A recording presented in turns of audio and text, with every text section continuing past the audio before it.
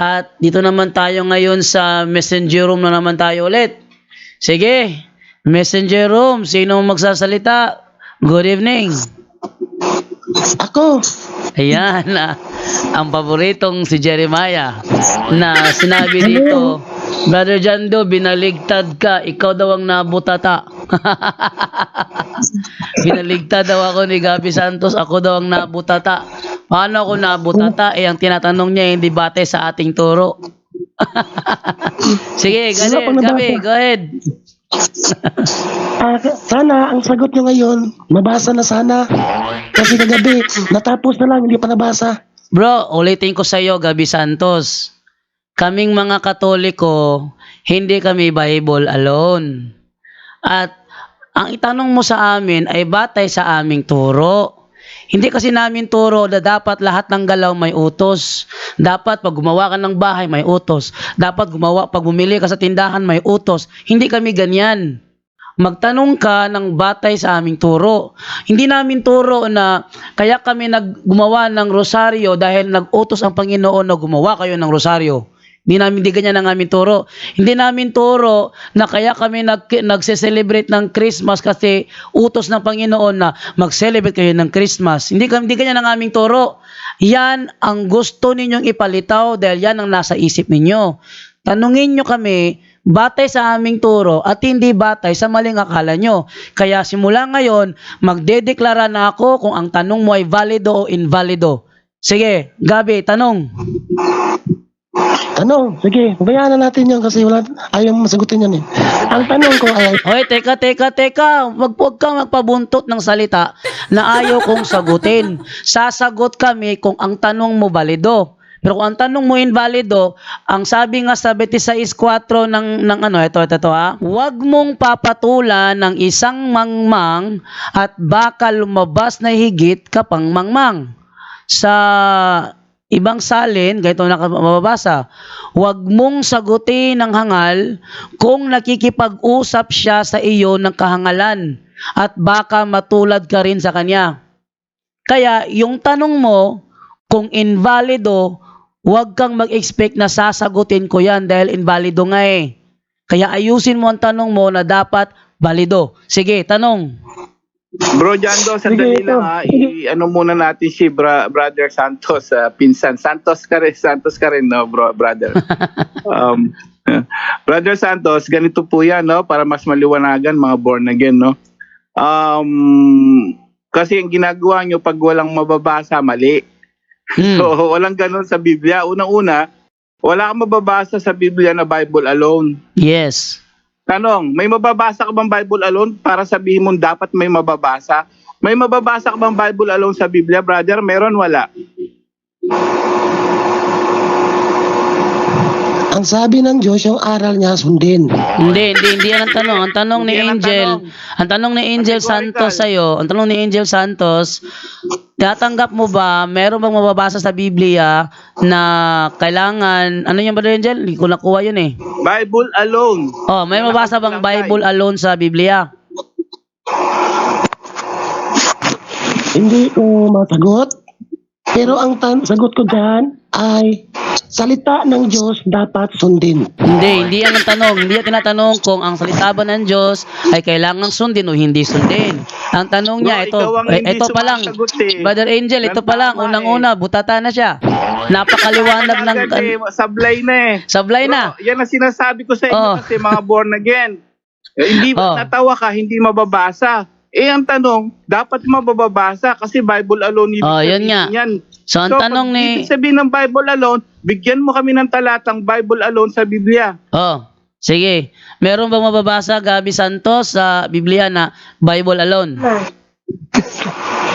Brother, ang Biblia mismo na word, wala sa Biblia yan. Kasi two books ang ibig sabihin sa Biblia, ng Biblia, Old and New. Kung yung Bible na sinasabi nyo, Bible alone, kung yan ang Bible na kinukompose ng Old and New, hindi, wala kagayang mabasa. Yun ang sagot niya, Brother Angel. So, una nating ipilit. Pero may kaklaruhin lang ako. Sandali lang, bro. Brother Angel, may kaklaruhin lang muna ako kay Brother Gabi. Brother Gabi, kung tama yung unawan nyo na Bible alone, bakit si Josue gumamit ng babasahin ni Hazar? Tanong mo ano yung sagot tanong mo? Kasi kung tama yung sabi mo na Bible alone, bakit si Josue gumamit ng aklat ni Hazar? Anong sinabi doon? Nasahin natin na sa Josue 10:12 hanggang 13 kasi hindi mo nabasa eh. Masahin ko na lang. Eto. Nang araw na pinagtagumpay ng Panginoon ang mga Israelita laban sa mga Amoreo, nanalangin si Josue sa Panginoon. Pagkatapos sinabi niya habang nakikinig ang mga Israelita, araw tumigil ka sa taas ng Gibeon, ikaw naman buwan, tumigil ka sa taas ng lambak ng Ayalon. Nang kaya tumigil ang araw at ang buwan hanggang sa natalo ng mga Israelita ang mga kalaban nila. Ang pangyayaring ito ay nakasulat sa aklat ni Hazar. Tanong ko sa iyo, bakit gumamit siya ng aklat ni Hazar kung Bible alone lang pala? Hindi man niya sinabi na ang sulat ni Hazar, sinabi lang niya, dinescribe lang niya na nakasulat sa Hazar. Oh, yung aklat ni Hindi man Hazar. niya ginamit eh. Yung Hindi aklat, niya ginamit eh. ang pangyayaring ito ay nakasulat sa aklat ni Hazar. So yung aklat ni Hazar ba, Biblia ba yon o hindi? Dinescribe niya, pero hindi niya, wala sa Biblia yan. O wala sa Biblia. Dinescribe Kung nakasulat, tama yung sinabi lang niya Bible alone, nakasulat. kung tama yung Bible alone, Brother Gabi, kung tamang Bible alone, bakit siya gumamit ng aklat ni Hazar? Hindi niya sa gumamit, sinabi lang na nakasulat doon. Ngayon. So, nakasulat doon. So, ginamit niya ang aklat ni Hazar as reference. Tama? Wala. Sinabi lang nakasulat doon. Pag sinabi niyang nakasulat doon, ginamit ba niya ang aklat ni Hazar as reference na nakasulat doon o hindi? Hindi. Kung hindi, bakit niya sinabing nakasulat doon sa aklat ni Hazar? Sinabi lang niya nakasulat din doon. Ano nakasulat din doon? Ano nakasulat din doon? Walang nakasabi nakasulat din doon. Ang sabi, ang pangyayaring ito ay nakasulat sa aklat ni Hazar. Wala siyang sinabing nakasulat din doon. Sinalaysay ni Josue kung ano ang pangyayaring nakasulat sa aklat ni Hazar. Tama o mali? Kaya nga, sabi niya nakasulat doon sa aklat ni Hazar. O yun nga. So ginamit niya sa kanyang paliwanag aklat ni Hazar. Yun ay isang patunay na yung Bible alone, tabingi talaga yung bro. Kahit ikaw, gusto mo hamunin kita sa Bible alone, magagawa mo kayang pumasa ngayon? Pwede. Sige, hamunin natin sa Bible alone to. Sige ha? Ano ba ito? Magtatanong ako. Sige. Kung gusto mong magtanong ka. Pero kung gusto mong makipagsubukan, willing kayo makipagsubukan sa'yo. Tanong muna ako. Sige, tanong ka muna. Pero wag mo kukontrolin yung sagot namin ha. Dahil nagtatanong ka. Ang nagtatanong, naghihintay ng sagot. Sige. Sige, go. Nung si Pablo ba at si Pedro o mga apostoles pumunta ng Roma? Yes or no? Si Pablo pumunta sa Roma. Si Apostol Pedro pumunta rin sa Roma. Anong ginawa nila doon? Nangaral. Okay. Nangaral. So, ang tanong ko, nung bago pumunta si Pedro or si Pablo or sino mga apostoles sa Roma, meron na bang Kristiyanong komunidad sa Roma na pinamumunuan ng Bishop of Rome or Pope ngayon? Meron na ba komunidad ng Kristiyano sa Roma? Ang tanong mo naman ay invalido. Bakit? Hindi ganyan ang aming turo. Ito ang aming turo. Yung Kristiyano nagsimula sa Jerusalem at papunta sa Roma, nag-utos mismo ang Panginoong Jesucristo na sila pumunta sa Roma. 23:11 yan ng gawa. Ang sabi ay ganito, kinagabihan nagpakita ang Panginoon kay Pablo at sinabi sa kanya, lakasan mo ang iyong loob. Kung paanong nagpatotoo ka tungkol sa akin dito sa Jerusalem, kailangan magpatotoo ka rin sa Roma. So si Apostol Pablo umunta sa Roma. Nang sila umunta sa Roma, nagturo sila doon. At nang sila ay nagturo doon, nagkaroon sila ng obispo doon. Kasi sa Gawa 20:28, kailangan merong obispong mamamahala. Ngayon, sino ba ang unang obispo sa Roma? O sige, mag-search tayo sa history. Sa history tayo mag-search. Brother Jando. Yes. Yun na lang, gamitin mo yung Latin Vulgate, yung sa Matling sa San Pedro, Biblia pa rin yun. Mas maganda na natin yung history mismo ipakita natin sa kanya, brata. Ito sinasabi sa sino ba ang unang bishop of Rome? Kasi wala naman sa Bible kung sino ang unang bishop of Rome. Kaya nga sabi ko, ang Bible hindi yan kumpleto dahil ang listahan ng mga obispo sa Roma hindi nakalagay sa Bible. Ito. Search natin Sino ba ang first bishop of Rome? Yan. Ating katotohanan to, walang halong lukuhan to. Peter was Rome's first bishop. Yan ay nasa Encyclopedia Britannica. Palakihin ko na lang para makita. Ayan. Peter was Rome's first bishop, or that he was martyred in Rome. He was crucified upside down during a persecution of the Christians in the mid-60s Christian era. So, ang pinakaunang bishop of Rome ay si Apostol Pedro. Yun. Brother, Gabi? Kaya nga, ang hinahanap kong sagot is meron o wala lang. Ay, nako. Ang sabi ko sa iyo, ang tanong mo, invalido. Wala kaming turo na pagdating ng mga alagad doon, meron ng namamahala. Sinong namamahala, hindi pa nga nakarating. Kaya nga, pagdating nila doon, bumuo sila doon ng grupo na dumami yung mga Kristiyano at nagtalaga sila ng obispo. At ang unang obispo na naitalaga doon, si Apostol Pedro, ayon sa kasaysayan. Yung history, hindi mo na mababago yan. Kahit na anong gawin mong discarded paliwanag, hindi nagbabago ang history. Nangyari na. Wala ka nang magagawa pa. Whether tanggapin mo man yan o hindi, wala kang magagawa sa realidad na ang unang obispo sa Roma ay si Apostol Pedro. Yan, Gabi Santos. Kaya nga, ibig sabihin, nung hindi pa dumating si Pedro sa Roma, wala pang komunidad ng mga Kristiyano doon na pinamumunuan ng Bishop of Rome. Okay, ito ang magandang sagot sa iyong tanong. Sabi nga ng history, si Apostol Pedro ang unang obispo sa Roma. So, nung hindi pa siya nakapunta sa Roma, wala pang obispo doon at wala pang Kristiyano. Nang sila'y nagpunta sa Roma, sila'y nangaral para magkaroon ng Kristiyano. Saka pa nagtalaga ng obispo. Para bang sa Pilipinas, nang pumasok ang Kristyanismo sa Pilipinas, wala ang obispong namamahala sa Katoliko sa Pilipinas, di kakarating pa nga lang Siyempre, nangaral muna. Nagkaroon ng membro, si Raha Sulaiman, si Raha Humabon, yung mga Pilipino, naging Katoliko, saka pa sila nagtalaga ng obispo sa Pilipinas. Ganyan ang nangyari din sa Roma. Nangaral muna sa Roma, pagdami na nila doon, saka pa nagtalaga. At ang naitalaga na unang obispo sa Roma, si Apostol Pedro. Next question. Kaya nga, ibig sabihin, nung si Pedro ay hindi pa pumunta sa Roma, nasa Jerusalem pa lang siya, may Kristiyano na. Bago na buo yung Katoliko sa Roma. Ay, mali. Ito, alin na naman ito, invalido naman. Ito ilabas ko ang turo namin na ito ay sa encyclopedia The New Book of Knowledge Encyclopedia. Itong sinasabi sa reality.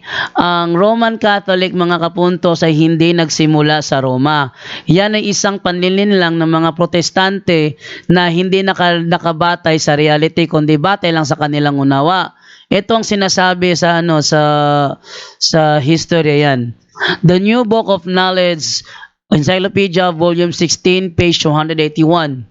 The history of the Roman Catholic Church began in an upper room in Jerusalem almost 2,000 years ago. ang Romano Katoliko hindi nagsimula sa Roma. Ang Romano Katoliko nagsimula sa Jerusalem, napunta sa Antioquia, saka pa nakarating sa Roma. Yan ang history. The history of the Roman Catholic Church began, doon nagsimula sa Upper Room in Jerusalem almost 2,000 years ago. Gabi Santos. Very good. Very good. Yan, salamat. At inaamin mo na ngayon na very good pala ng Roman Catholic nagsimula sa Jerusalem. So ibig sabihin, nang magsimula ang Kristyanismo sa Jerusalem, yun na ang pinangalan ng Katoliko? Salamat, pag-confirm. Ano, Very ubusan good ka na? sagot mo, brother. Pero kung alam mo kasi yung 5 pentarchy ng early Christians, Alexandria, Antioch, Jerusalem, Constantinople, at sa Rome. Sige. Ginamit mo ngayon yung Antioch. Sige. I-search naman natin yung sa Antioch. Yan ha. Para maging akong patas dito sa lahat ng mga nanonood, pati sa iyo, i-search naman natin ang naging Bishop of Antioch. Para, ayan list. Yan ha, list of Bishop of Antioch. Ayan. Sino ang unang Bishop of Antioch dito? Ating buksan ha. Sino? Ito, list of Patriarchs of Antioch. Sino ang unang obispo sa Antioquia? Ito ha. Ang unang obispo sa Antioquia, nangunguna si Apostol Pedro. Siya ang unang obispo sa Antioquia. Pangalawa, sino? Si Evodios. Siya nagbigay ng pangalang Kristiyano doon sa Gawa 11:26. Pangatlo, sino? Ay si Ignatius. Ngayon, ito namang the third bishop of Antioch na si Ignatius, nagpadala ng liham doon sa mga Kristiyano sa Smyrna. Ito naman ang sinabi ni Bishop Ignatius sa mga taga-Smyrna nung siya nagpadala ng liham. Ito ha, sabi niya ganito. Ito pala. Ayan. Sabi niya, wherever the bishop shall appear, there let the multitude of the people also be. Even as wherever Jesus Christ is, there is the Catholic Church. So taong 110 pa lang, pinangalanan na ni Bishop Ignatius of Antioch ang Church of God na Catholic Church. So, ang Katoliko nagsimula sa Jerusalem, nakarating sa Antioquia, nakarating sa Roma. Yan, Brother Gabi Santos. Pwede mo magsalitain mo na yung bang Antioch ay sakop, yung Bishop of Antioch ay sakop pa ng Bishop of Rome? Yes or no? Yes, ang Bishop of Antioch ay sakop ng Bishop of Rome. Dahil nung imbentohin ni Bishop Ignatius of Antioch ang pangalang Katoliko, ang ibig sabihin nun, may siya, eto, basahin basahin yung ebidensya na bakit Katoliko ang kanyang ipinangalan sa iglesia. Eto naman. Ito tayo ito ha, para may batayan. Lahat ng sasabihin namin dito may batayan. Okay, ito naman sabi, ito. Yan, labas ko. The church founded by Christ is here for the first time called the Catholic Church, a name clearly used to denote the church throughout the world in union with the see or diocese of Rome. So, konektado dapat. Yung nagkiklaim na Catholic ay dapat konektado sa diocese of Rome. Mo, Gabi Santos? Saan? Kausap na yan. Ano yan naman? Ano ako na? Sige, yun. Huwag ka kasing magsalita pag sumasagot ako. Kaya, Wala naman na. May maingay sa paligid. Sige, sa mga nasa messenger room na hindi ko tinatawag, please mag-mute kayo para hindi ma-distract si Brother Gabi Santos ng Born Again. Sige bro, go ahead bro. Yung limang pentarchy, may kanya-kanyang bishop yon. Tama. Yung sa Roma, yun ang tinatawag na Bishop of Rome. Tama. Nasa kalaunan, yung tinatawag niyang Pope. Yes. Ibang pentarchy yun. Yung Bishop of Antioch, iba yun, hindi sakop ng Rome yun. Kaya nga sa Council of Nicaea, kung napansin nyo, iba-ibang religion yun doon, iba-ibang pentarchy. Hindi lang Roman Catholic na nasa Roma, kundi yung Church of Antioch, Constantinople. Kaya yung Eastern Orthodox Church ay hindi yan Roman Catholic. Early Christian yan, 5 pentarchy.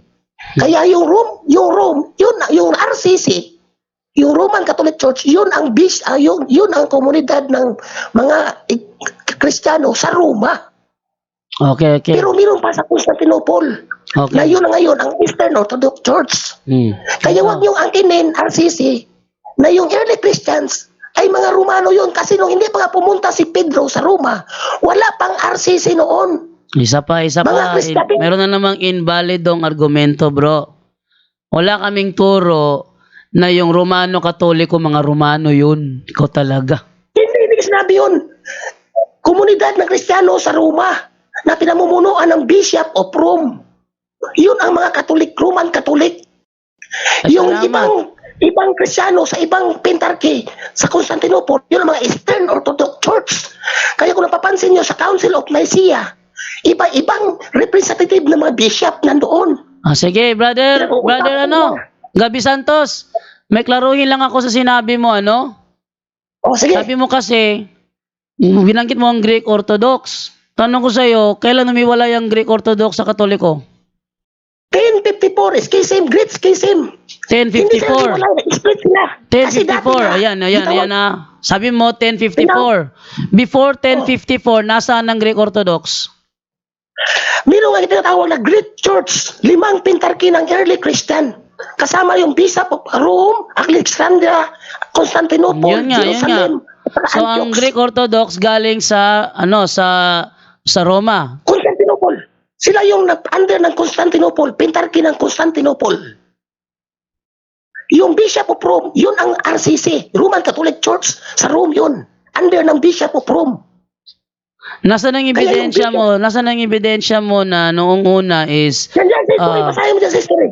nasaan ang ebidensya mo na noong una is andun sila hindi sila isa sa Roman Catholic Church. Brother, sabi ko nga, ang early Christians may 5 pentarchy. Ang tawag sa nila Great Church, 5 pentarchy. Yung Alexandria, Rome, Jerusalem, Antioch, Constantinople. Iisang iglesia ba yan sila? Gabi Santos, iisang iglesia ba sila o iba-ibang iglesia yan? Iba-iba iglesia sila. Kung mabasa ko Pero, sa history na isang iglesia lang yan. Kita tawag silang Great Church. Kaya sila may Kung economical mabasa ko bro, isang iglesia lang yan, aminin mo sinungaling ka. Isang iglesia kasi Kristiyano sila. Pero iba-iba silang pentarchy. Iba-iba silang jurisdiction. So isang iglesia lang. Isang iglesia sila kasi walang problema. Kristiyano nga sila. Kristiyano. Isang iglesia at yun ang Katoliko. Tama? Isa doon ang Katoliko, yung sa Bishop of Rome. Hindi. Pero mayroon pag ibang under, hindi Katoliko yun. Roman Catholic. Hindi, Kasi ang Katoliko. Brother, klaruhin ko lang ha. May binanggit ka, yun ay Catholic, hindi Roman Catholic. Ibig mo bang sabihin na iba ang Roman Catholic, iba ang Catholic? Yes. Kasi ang gumamit ng ang unang word na Catholic. Brother. Si Ignatius. Brother Tata. Brother Tata. Hindi pa available, Brother Tata. Brother Wendell. Hindi available, Brother Wendell. Brother John. Sige, ako na lang maglalabas ha. Sabi mo, iba ang Roman Catholic, iba ang Catholic. Tama? Nung unang ginamit ang Catholic, si Ignatius gumamit yan. Siya ay under ng Church of Antioch, hindi siya Romano Katoliko. Ang tanong ko sa iyo, sabi mo kasi, iba ang Catholic, iba ang Roman Catholic. Totoo ba yon? Pag sinabi, ang Catholic kasi is description. Hindi, sagutin mo tanong ko. Sabi mo ngayon lang na ang Catholic at Roman Catholic magkaiba yon. Totoo ba yung narinig ko o nagsinungaling ka doon? Magkaiba. Kung mapatunayan kung iisa lang yan, aminin mo sinungaling ka na naman. Sino sabi yung encyclopedia? Encyclopedia? Kukunan ko 3. 3 kukunin ko ng ebidensya. Okay, basahin mo. Unang ebidensya, nasa dictionary. Pangalawang ebidensya, nasa encyclopedia. Pangatlong ebidensya, nasa libro sa Badista. Ano? Okay? Very good. Ano? Very good ang masabi ko sa'yo. Very good. Ano? Very good. Very Very good. good nga. Hindi, totoo Pero ba? sagot ko sa'yo dyan. Teka. Alin ba talaga totoo yung sinabi mo na iba ang Roman Catholic sa Catholic Church? O yung tatlong ebidensyang hawak ko na ang Catholic Church at Roman Catholic Church ay iisang iglesia lang? Brad, nung ginamit kasi ni Ignatius yung Katolik, wala pa si Pedro doon sa Roma. Wala pang RCC doon. Nung Ay. unang ginamit yung Catholic na word, si Ignatius, wala pa si Pedro sa Roma. Anong wala pa? Anong wala Si pa? Ignatius. Anong taon? Bro, ito bago tayo tumakbo dyan ha, dahil nabunggo ka ngayon dyan eh. Lagot ka ngayon dyan, puntahan natin yan ngayon. Sabi mo, nang sinabi yun ni Ignacio, hindi pa nakarating si Pedro sa Roma, tama? Nung ginamit yung unang word na Katolik, Oh, anong taon ginamit ni Bishop Ignatius ang word Catholic? teka, may mali ako sa sinabi ko, Ito pala. Ito hindi. Ang ibig ko sabihin pala, si Ignacio na unang gumamit ng Catholic ay hindi Roman Catholic. Hindi, ang Kundi tanong, siya ang under ng Church of Antioch. Ito. Based sa history, bro. Based sa history. Sino sige. ang Akay mo. nag-utos? Sino ang nag-utos upang italaga si Bishop Ignatius as Bishop of Antioch? Sino? Okay, basahin mo. Latag mo. Sino? Gusto ko munang marinig sa iyo ang sagot mo. Sino? Siyempre, yung simbahan mismo, yung Church of Antioch. Sino ang nag-utos na sino ang nag-iwan ng kautusan na si Ignatius ay gawing Bishop of Antioch pagkatapos ni Evodios? Sino ang nag-iwan ng kautusan na yon? Sino? Basahin mo, Brad. Ilatag mo. Huwag mo kong tanongin. Hindi, tinatanong kita bro kasi mukhang nagmamarunong ka sa history. At baka mag-post ka na naman uli na nabutata mo ako, kaya mas maganda ikaw muna ang kunan ko ng sagot. Sige, sabihin ko hindi ko masagot. Sige, ikaw sumagot. Okay, sabihin mo muna sino. Sabihin mo hindi ko masagot nga. Ikaw sumagot. Inaamin mo hindi mo alam. Sabihin ko hindi ko masagot. Hindi, Sagutin mo. Yun nga, aamin mo bang hindi mo alam? Brad, alam ko naman, nagbabasa ka ng encyclopedia dyan. Magbasa mo na ako, sandali ha. Yun nga, babasa ako sa encyclopedia. Pero ang tanong ko ngayon, aaminin mo ba na hindi mo alam muna? Dahil kung alam mo ang sagot, Kaya nga, hindi ko masagot nga. Kaya nga, ikaw na sumagot. hindi mo masagot, pero ang tanong, alam mo ba ang sagot? Hindi ko masagot nga, kaya hindi ko masagot. Hindi mo Ano ba? masagot Ano kasi ba? hindi mo alam. Oh, Palusot pa more. Sige. Hindi daw niya masagot kaya hindi niya alam. Sige. Dahil hindi mo masagot, hindi niya alam, alamin natin kung sino ang nag-utos kay Bishop Ignacio, sino ang nag-iwan ng utos na maging Bishop of Antioch itong si Ignatius. Tandaan natin ha? Mamaya na. Ito na. basahin mo. Huwag ka mag-alala, babasahin ko. Tingnan natin. Sige, tingnan ninyo ha. Basis. Tingnan ninyo, sabi niya, tingnan natin. Sige, aking basahin ang Ignatius of Antioch. Yan. Tingnan ninyo, dahil sabi niya, basahin ko daw. Sige, babasahin ko. Ito tayo sa ayan. It is said Ignatius converted to Christianity at a young age. Tradition identifies Ignatius along with his friend Polycarp as disciples of John the Apostle. Later in his life, Ignatius was chosen to serve as Bishop of Antioch. The 4th century Very good. church historian Eusebius writes that Ignatius succeeded Evodius. Theodoret of Cyrus claimed that Saint Peter himself left directions that Ignatius be appointed to the Episcopal See of Antioch. Tanong ko sa iyo, Very good. Based sa referensya dito, sino ang nag-utos na i-appoint si Bishop Ignatius as Bishop of Antioch? Sino? Si Pedro. Si Pedro. Si Apostol Pedro ba ang first Bishop of Rome?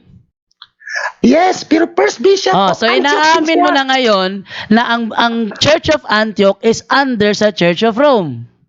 Hindi. Ano hindi? Nauna. Teka. Butaka ka na. Butaka Oy, ka na. teka. Anong hindi under? Bakit nakakapag-utos si Apostol Pedro sa iglesyang hindi pala siya under? Ayo, magbasa kayo. Ikaw ang magbasa. Ang tanong ko sa'yo, sagutin mo. Kung hindi under ang Church of Antioch sa Church of Rome, paano nangyari na naging bishop si Ignatius sa Antioch dahil sa utos ng Bishop of Rome? Brad, ganito ha, sagutin kita. Si Pedro, bago pumunta sa Roma, dumaan sa Antioch. Hindi yan ang tanong. Siya ang naging... Ha? Pakinggan mo muna ako. Hindi yan ang tanong ko. Ang tanong ko sa iyo, ulitin ko tanong ko ha. Ang tanong ko, kung hindi under ang Church of Antioch sa Church of Rome, paano nangyari na nauutusan ng Bishop of Rome kung sino ang gagawing Bishop of Antioch? Brad, Wait lang, may tumutugtog doon sa background mo. Patayin ko muna yung kanilang mga microphone, ano? Sige.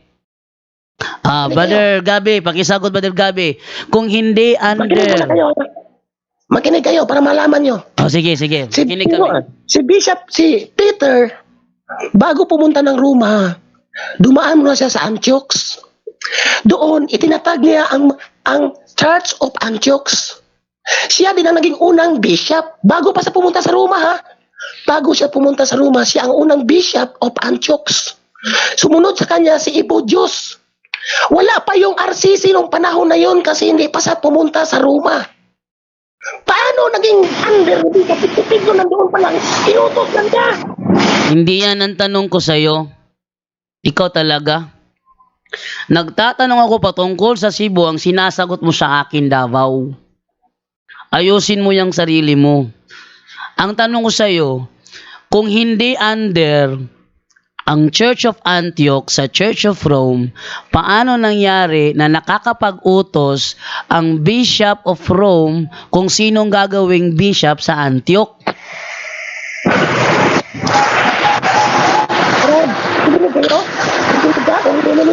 Sige, pakisagot. Teka ha, patayin ko muna yung ibang microphone ha. Wag muna kayong mag-unmute kung ano, kasi nadidistract si Brother Gabi. Sige, Brother Gabi, pakisagot, Brother Gabi. Sabi mo kasi, hindi under ang Church of Antioch sa Church of Rome. So, pakisagot, kung hindi under ang Church of Antioch sa Church of Rome, paano nangyari na nauutusan ng Bishop of Rome kung sinong gagawing bishop sa Antioch? Ito ang sagot ko, ha. Makinig kayo muna, huwag kayong mag-isturbo. Sige. Para magising kayo sa katotohanan. Sige. Si Pedro, bago pumunta nga sa Roma, dumaan sa Antioch. Nagtatag siya daw ng church, iglesia, na pinatawag niyang Church of Antioch. Siya ang unang bishop doon. Siya ang unang bishop. Basahin niyo sa history dyan. Sa binasa mong history nandyan. Siya ang unang bishop bago pa sa pumunta sa Roma. Ibig sabihin, may Church of Antioch, wala pa yung Church of Rome na pinamunuan ng Bishop of Rome. Okay. Si Pedro din ang unang bishop sa Church of Antioch. So bilang unang bishop ng Church of Antioch, siya din ang may karapatan pagturo kung sino ituturo na sunod na bishop siya sa Antioch. Huwag mo sabihin na... Okay. I see what's happening here. Eto ang tanong ko naman sa iyo ngayon. Nang naging Bishop of Antioch itong si Ignatius, nang siya'y naging Bishop of Antioch, hindi pa ba nagiging Bishop of Rome si Apostol Pedro o naging Bishop of Rome na siya bago pa naging Bishop of Antioch si Ignatius? Bishop of Rome na nga siya. At the same time, siya din ang unang bishop sa Antioch. Hindi yan tanong ko. Tanong ko, nung naging Bishop of Antioch si Ignatius, naging Bishop of Rome na ba si Apostol Pedro? O hindi pa siya Bishop of Rome nang naging Bishop of Antioch si Ignatius? Brad, oo nga, Bishop of Rome na nga siya kasi dalawa siyang bishop, siya ang nag-bishop. Pero unang bishop din siya sa Church of Antioch. O ngayon, eto naman tayo ngayon. Doon naman sa ano? Next question. Nakalimutan ko yung isa sinabi niya kay Nano, ngayon sinabi niya kay nakalimutan ko yung isa eh. Okay, ito pala. Sabi mo, nung nagkaroon ng bishop, nagkaroon ng Church of Antioch, wala pang Roman Catholic Church noon, di ba? Yun ang sabi mo? Oo, kasi wala pa nga si Pedro pumunta sa Roma. Ngayon, ito naman tanong ko sa iyo ngayon. Ano naman sinasabi ng history na binasa ko kanina? Ang Roman Catholic Church ba nagsimula nang si Pedro ay nakarating sa Roma o nagsimula ang Roman Catholic Church sa Upper Rome in Jerusalem? Brad, ang sagot ko nga dyan, ang Kristyanismo nagsimula sa Jerusalem. Hindi yan ang tanong ko. Ulitin ko ang tanong ko para maging malinaw ha. Napakaliwanag ang tanong ko eh. Naintindihan naman ang nanonood yung tanong ko. Ang tanong ko ganito. Based sa ginamit kong history kanina, saan nagsimula ang Roman Catholic Church? Nang marating ba ni San Pedro ang Roma o doon sa Upper Rome in Jerusalem? Sa Roma nga nagsimula ang RCC. Sige, saan ang ebidensya mo na ang RCC ay nagsimula sa Roma? Simple lang. Sinabi ko na kanina. Sabi ko nga, nagkaroon ng komunidad ng Kristiyano sa Roma na pinamumunuan ng Bishop of Rome. Hindi ko hinihingi yung opinion mo. Ang hinihingi ko, nasaan ang ebidensya mo? Kasi ako, may ebidensya ako ng ang history of the Roman Catholic Church began in an Upper Rome in Jerusalem almost 2,000 years ago. Ikaw naman ngayon, nasaan ang ebidensya mo na ang Roman Catholic Church nagsimula sa Roma? Brad, kasi nga yung, paliwanagin mo muna ako ha, huwag ka muna mag-interpret ha. Ang aral ni Kristo galing sa Jerusalem. Teka, wag ka muna mapunta dun sa aral. ang tanong ko ay, pagkumparahin natin yung ebidensya nating dalawa. Kasi ako may ebidensya, labas ito ebidensya naman natin ulit ha. Labas ko naman yung ebidensya ko na ang Roman Catholic Church began in an Upper Rome in Jerusalem almost 2,000 years ago. Pagkumparahin natin yung ebidensyang sinasabi ko at ebidensyang sinasabi mo kung meron kang ebidensya. Ilabas natin uli ha. Ito ang sinasabi ng naturang ebidensya. Ayan. The history of the Roman Catholic Church began in an Upper Rome in Jerusalem almost 2,000 years ago. About 120 persons were gathered there. They were followers of Jesus Christ and they were awaiting the coming of the Holy Spirit He had promised to send them from heaven. The day on which the Holy Spirit came down is considered the birthday of the church. The church may be described as a society that Jesus founded.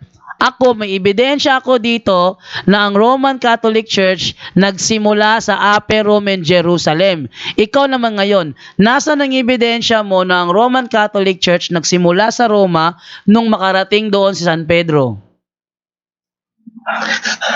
Brad, sinabi ko nga, kasi ipaliwanag mo nga na kasi ako. Huwag ka kasi mag-interfere. Sisingitan mo na agad pag naramdaman mo na parang nakala ka na eh. Ganito, si Pedro nga galing sa Jerusalem. Di ba? Siya nangaral. Pumunta sa Antioch, pumunta sa Roma. Ang tanong ko kanina, pumunta sa Roma. Kaya dala ni Pedro ang aral ni Kristo sa iba-ibang lugar. Di ba? So, siyempre mababasa na yung aral galing sa Jerusalem. Pero kung tingnan mo, wala pang Bishop of Rome nung si Pedro ay nasa Jerusalem pa. Hindi yan ang tinatanong ko. Ikaw talaga. Napakaliwanag ng aking tanong. Ulitin ko ang aking tanong. Ako, mayroong ebidensyang mababasa na ang Roman Catholic Church began in an upper room in Jerusalem almost 2,000 years ago. Ikaw naman ngayon, nasaan ang ebidensya mo na ang Roman Catholic Church nagsimula lang nung nakarating sa Roma si San Pedro? Bro, i-rephrase natin parang baka hindi nga naintindihan yung tanong. Yes. Bro Gab, ganito po yung sinasabi niya. So tinututulan mo kasi yung binigay niya na ebidensya. Ang Roman Catholic Church started in Jerusalem. Sabi mo, hindi. Malinaw yun, Hindi yan connected sa Jerusalem. Sabi mo, ang Roman Catholic Church nag-start mismo sa Rome. And that's exactly the question. Yung pantutol mo na nag-umpisa sa Rome lang, ang Roman Catholic Church, ebidensya po, yun lang po. Yung mismong tutol mo, na sabi mo, Roman Catholic Church nag-start sa Rome. Yun lang po ang tanong, kapatid. Categorical lang po ang question, kapatid. Pakisagot po categorically. Ebidensya lang, basahin nyo lang po kahit sa internet o saan. Kailan nagsimula at saan ang Roman Catholic Church, kung hindi sa upper room sa Jerusalem, kung hindi, saan po? Ebidensya po, kapatid. Brad, alam nyo, conflict yung sinasabi nyo. Sa totoo lang. Ha? Kasi kayo mismo, hindi ko lang pero meron kayong sinasabi na nilipat ang Jerusalem sa Roma. Meron kayong mga argumento na ganyan, ha? Meron kayong argumento na ganyan. Yes, Sa totoo yan, bro. paglipat pa lang. Nilipat from Jerusalem to Roma. Kaya nga sa Jerusalem nagsimula kasi nilipat lang sa Roma. Pero ikaw, ginigiit mo na sa Roma nagsimula. So walang paglilipat na nangyari dahil sa Roma nagsimula. So ipinalilitaw mo na hindi galing sa Jerusalem. Kaya ikaw malabas ng ebidensya ngayon na sa Roma nga nagsimula. Asan ang ebidensya mo? Brad, ang sabi ko nga, si Pedro, di ba, unang Bishop of Rome? Tama, hindi? Tama ba? Layo na sagot. Layo. Eto sagot ko, Bago pa, bago pa naging Bishop of Rome si Apostol Pedro, may Roman Catholic Church na doon sa Jerusalem. Hindi pa nga napapangalanan. Yun ang aming turo. Kaya ikaw na maglabas ng ebidensya, nasaan ang ebidensya mo ng Roman Catholic Church nagsimula sa Roma? Yun lang, bro. Sige, Bigyan mo lang kami Pakibukas ng mo. ebidensya. Ano? Roman Catholic Church started in Rome when? Kailan? Anong reference mo yan, bro? Anong reference yung ginamit ko? Oh, sige, basahin natin. Sige, balikan natin yung reference na ginamit ko. Ito. Ayan, Ayan. The New Book of Knowledge, Volume 16, page 281. Palakihin ko na lang para mabasa mo. The history of the Roman Catholic Church began in an upper room in Jerusalem almost 2,000 years ago. Tagalogin ko, Ang kasaysayan ng Romano Katolikong Iglesia ay nagsimula sa upper room sa Jerusalem magdadalawang libong taon na ang nakakaraan. Yan, So, ang kasaysayan ng Roman Catholic Church nagsimula sa Jerusalem. Iyan ang sinasabi ng ebidensya ko. Pero sinasalungat mo dahil sabi mo, ang kasaysayan ng Roman Catholic Church nagsimula lang sa Roma nung pumunta si Apostol Pedro sa Roma. Ang tanong ko, nasaan ang ebidensya mong yan? Ang sabi ko nga, bro, kaya sinabi ng historian, paliwanag ko kaya sinabi ng historian, kasi yung Bishop of Rome, yung unang Bishop of Rome ay galing sa Jerusalem. Yung aral niya sa komunidad ng Roma ay galing sa Jerusalem. Oo, hindi. Si So, yun Pedro nga. galing sa Jerusalem. So, ibig sabihin din, nagsimula pala sa Jerusalem yung aral. So, ang Roman Catholic Church nagsimula nga sa Jerusalem. Tama nga. Hindi ko nga kinukontra yan. Okay yan, tama yan, kasi nasa historian. Okay. Ang ibig sabihin niyan, Okay na. Sige, magtanong ka pa ng Next iba. Kung question. meron ka pang gusto itanong dahil okay na, napatunayan ko na. Sige, go. ang tanong, nung wala pa si Pedro sa Roma, meron na bang Bishop of Rome? Sinagot ko na yan kanina. Si Apostol Pedro ang unang Bishop of Rome. So nung wala pa siya sa Roma, wala pang Bishop of Rome. Very good. So wala Ano pang klaseng tanong yun, Bishop pang of grade Rome. 1? Mali na naman. Ayan na. Walang Walang mali na naman. Wala naman kaming turo na ang Roman Catholic Church nang magsimula meron ng Bishop of Rome. At naghahanap ng bishop. Wala pa nga si Apostol Pedro. Ba't Palpak naghahanap na ka ng naman. bishop?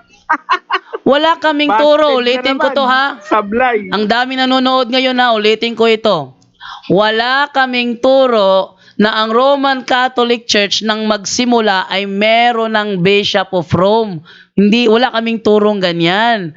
Ang turo namin, nagsimula ang Roman Catholic Church kahit wala pang Bishop of Rome.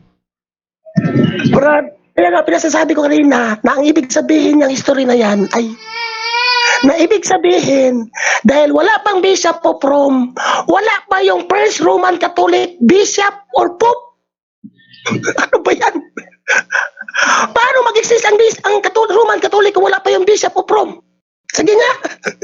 Sige nga, sagutin mo. Ang gulo naman yan. Ano gulo? Napakagulo mo, bro. Ulitin ko ha.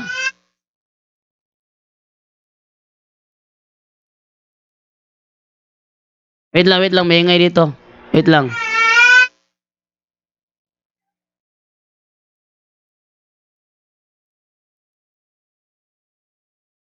Ito ha.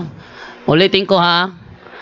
Kahit wala pang Bishop of Rome, meron ng Roman Catholic Church. Wala kaming turo nung magsimula ang Roman Catholic Church ay meron ng Bishop of Rome. May Roman Catholic Church na kahit wala pang Bishop of Rome. Yun ang aming turo.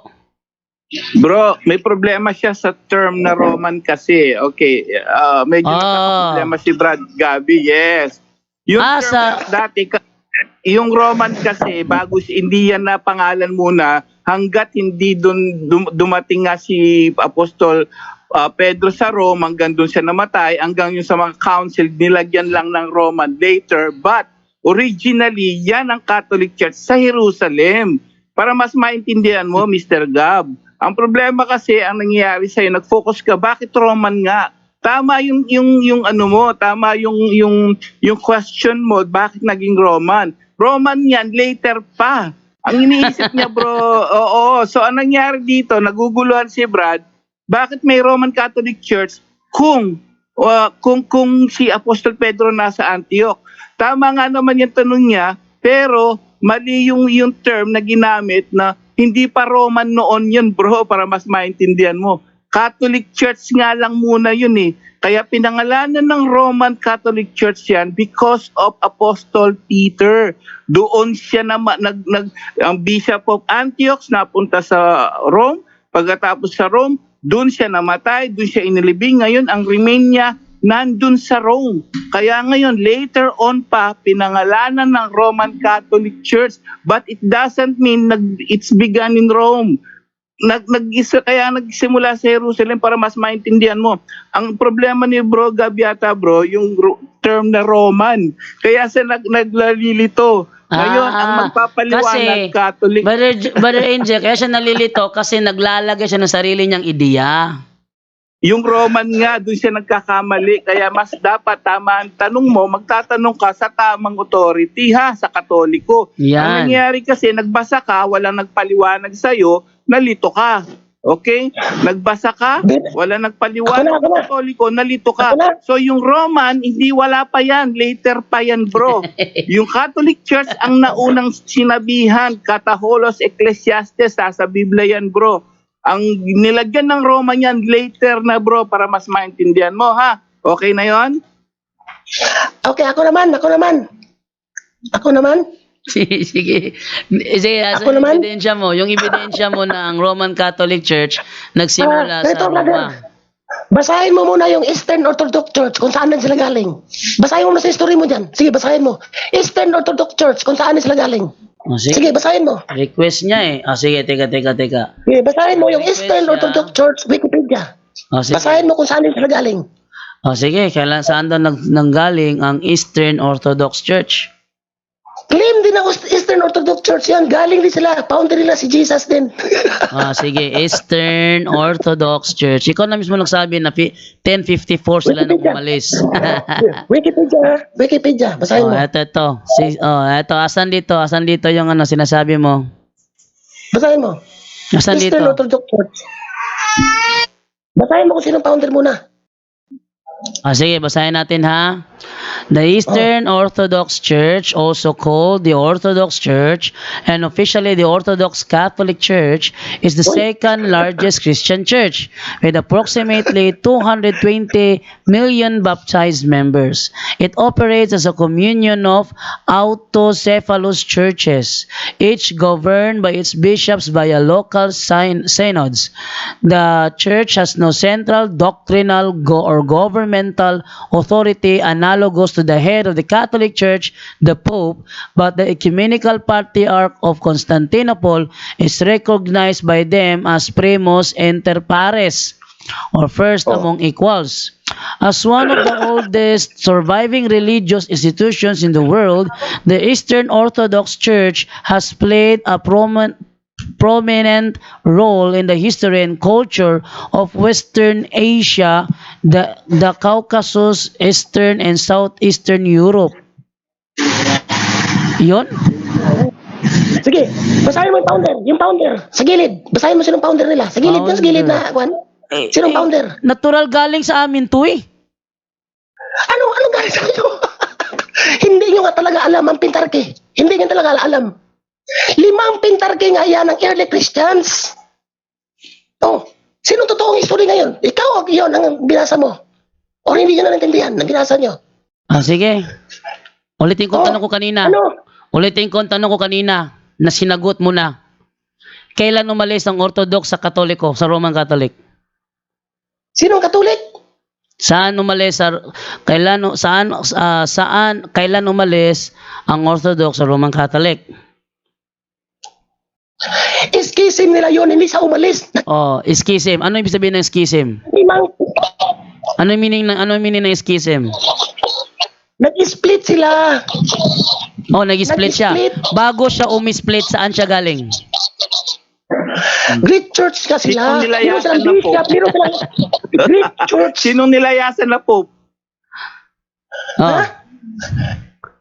Sinong founder nila? Sila din ay tinatawag na Katolik. Kaya sinasabi ko kanina, hindi ibig sabihin pag Katolik ay Roman Catholic. Kasi ang Eastern Orthodox Church, Katolik din sila. Ikaw na mismo Hindi nagsabi, umisplit. Umisplit ba? Pag sinabing umisplit, may dinikitan. Labas natin natin 3 ebidensya na mali ang kanyang unawa sa term schism. Ito labas natin Unang ebidensya na ilalabas ko bilang pagsalungat sa kanyang unawa na hindi naman niya naintindihan, ito ang unang ebidensyang ilalabas ko. Yan. Roman Catholic Church. Napakaliwanag Roman Catholic Church. Ito ay galing sa Young Student Learning Encyclopedia, page 2684. Ang article, Roman Catholic Church. Napakaliwanag ng letra.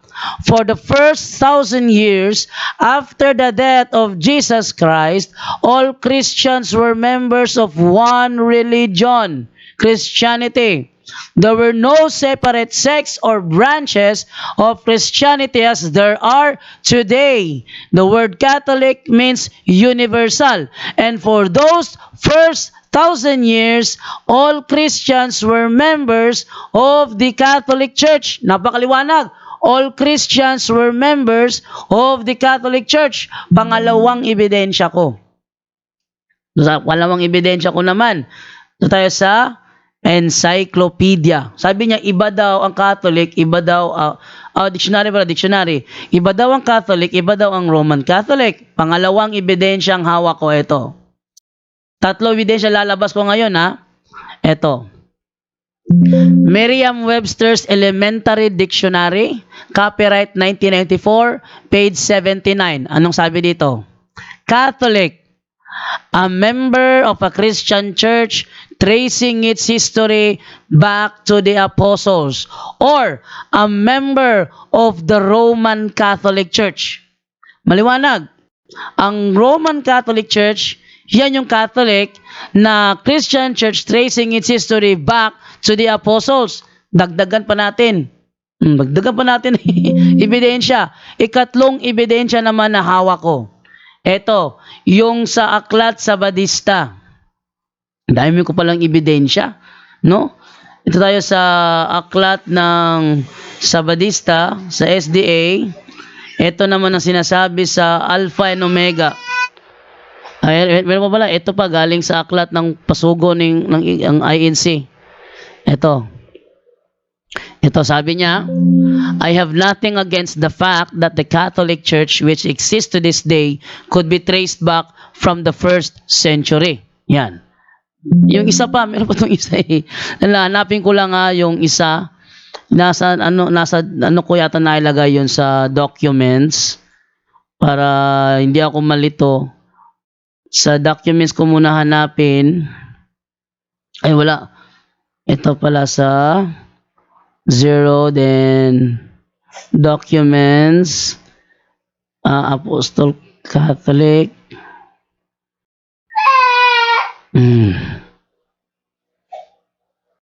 Wait lang. Nag-ano si Divine dito. Yun ay nasa Alpha and Omega ng Catholic Church ay pinamumunuan ng Pope at its summit. So napakaliwanag doon na ang Catholic Church pinamumunuan ng Pope. Kaya yung Catholic Church, Roman Catholic Church ay iisang iglesia. Ito pa, isa pang ebidensya from another encyclopedia na naman. Grolier Encyclopedia Volume 5, page 106. Labas ko muna. Anong sinasabi dito? Alam ko, napakaraming ebidensya ko. Salungat sa stand mo. Ito. Yan. Ayan, Catholic Church. Term generally applied to the divine society founded by Jesus Christ and endowed by the outpouring of the Holy Ghost on the day of Pentecost. More specifically, the name denotes the body of the faithful in communion with the Bishop of Rome, hence often called Roman Catholics. Ngayon, napakarami kong ebidensya na ang Catholic Church, Roman Catholic Church, ay isang iglesia lang. Patunayan mo yung sinasabi mo nasa yung ebidensya mo. Sige, go. Bro, okay na siguro 'yan kasi ang niya, hindi daw tayo umpisa sa ang dami na natin na ipakita ebidensya. Wala siya na ipakita ni isang ebidensya. Ngayon, baka pwede na mag-move on, bro, kasi kung saan niya iniikot, wala rin naman siya maipakita na ebidensya na ang Roman Catholic Church nag-umpisa sa Jerusalem. Wala naman siya maipakita na sa Rome nga nag-umpisa wala eh. So next tumatagal tayo dyan. Mag-move on ka na. Ang dami kong ebidensyang ipinakita, ikaw ni isa wala pa. So, move on na, iba na naman. Yes, Yung reference mo eh. Yung reference mo ang ginamit natin. Kaya nga binasa mo yung... Ayun. Sige, reference ko. Based sa reference ko, eto. Catholic Church, founded by Christ, hence often called Roman Catholics. Ang ayon ka? Tama nga yung sinabi sa history. Ito ba? Tama ba ito na ang Catholic Church, founded by Christ, hence often called Roman Catholic? Tama ba ito o mali? Tama nga yan, Brad. Ayun, tama pala. Di wala na usapan na. Tama na, bro. Next question naman. Sige, iba naman nga issue, Gabi Santos, dahil nakakadalawang punto na ako. Ikaw, wala pang isa. Anong lang siya? Naputatakan ka kanina eh. Sige, bukas na naman yan, bro. Jando, bukas na naman yan si Gabi. Ito ha. Ito. Sige, move on na. Ang sabi ko kanina, ang Eastern Orthodox ay Oras natin dyan. Ay, balik na naman.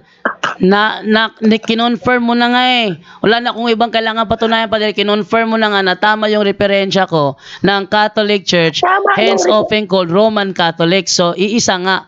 So, kinonfirm mo na tama, so move ka na sa ibang issue. Tama yung referensya mo. Mali ang pag-intindi nyo. Sige, mali pa lang pag-intindi ko. Yung Catholic Church, hence often called Roman, yung Catholic Church dito, ito, balikan natin, ayan. Ito Catholic Church, Hence often called. Ito bang Catholic Church dito? Hindi ba ito yung Roman Catholic Church na sa baba? Brad, kaya nga, kanina, Hindi, sagutin mo. Ito ba? Ulitin ko ha. Ulitin kong basa ha. Catholic Church from Greek Catholicos Universal. Term generally applied to the divine society founded by Jesus Christ and endowed with the outpouring of the Holy Ghost on the day of Pentecost. More specifically, the name denotes the body of the faithful in communion with the Bishop of Rome, hence often called Roman Catholics. Tinatanggap mo ba na ayon dito ang Catholic Church ay ang Roman Catholic Church o itinatanggi mo? Oo nga, pero basahin Ayun, mo. In communion. napatunayan na. Basahin mo. Ibang issue naman. In communion. Oh. In communion. Oh, more specifically, the name, yung name na Catholic denotes, nagde-denote siya na ang mga body of faithful in communion with the Bishop of Rome. So yung Catholic Church ay merong communion with the Bishop of Rome, kaya ang tawag sa kanila Roman Catholics. Tama o mali? Brad, mali ang ipag-intindi nyo. Oy, mali daw pag-intindi ko, Brother Angel, ikaw magpaliwanag. Bro, kanina pa yan. Sabi mo, ang punto mo hindi galing Jerusalem.